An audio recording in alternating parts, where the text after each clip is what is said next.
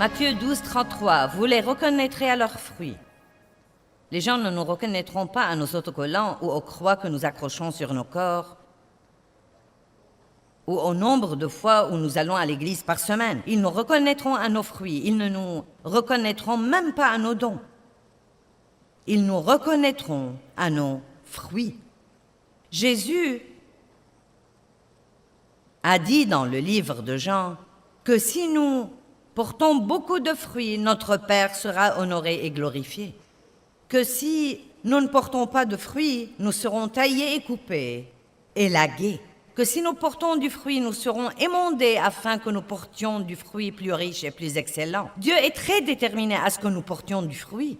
Depuis la Genèse 1, il dit « Soyez féconds, multipliez ». Dieu ne nous appelle pas à être occupés, mais à être fructueux.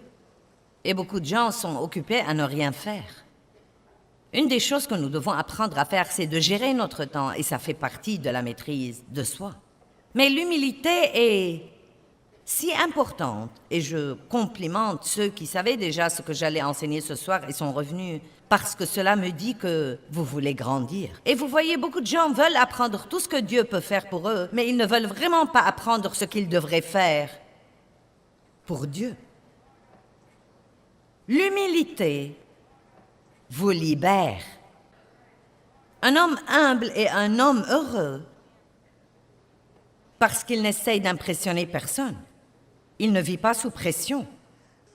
Il n'est pas hypocrite, il ne joue pas la comédie. Il n'est pas en compétition avec tous les autres. Il est libre d'être complètement et totalement lui-même, sans la pression du sentiment de devoir être quelque chose d'autre, parce qu'il est satisfait de ce que Dieu a fait. Il veut simplement être la meilleure version qui soit de lui-même. Vous voyez, un homme vraiment humble, peu lui apporte qu'il soit le chanteur le plus grand au monde ou la personne qui nettoie les toilettes à l'église. Parce qu'il comprend que sa valeur et son mérite ne sont pas dans ce qu'il fait, mais dans son obéissance à ce que Dieu lui demande de faire.